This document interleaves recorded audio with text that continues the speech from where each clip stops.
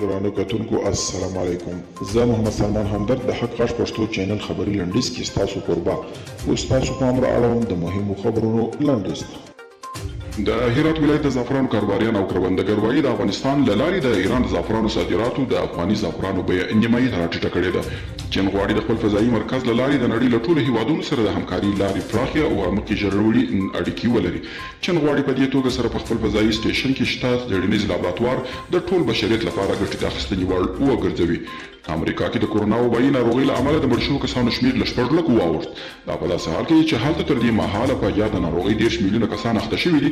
په نړۍ کې امریکا نه وروسته برازیل او هندوستان دې ناروغۍ مرګونې ځپلي دي. متحده ایالاتو او اروپایي اتحادیې د بوینګ او ایربیس الوتکو جوړولو شرکتونو 19 کلنه سوداګریزه شخړه پای ته ورسوله.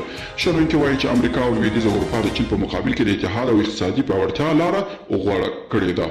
او په امریکا کې د الزایمر یا هیری د واکسین د کلینیکي ازموینې د دوهم پړاو پایلې بریالۍ وي.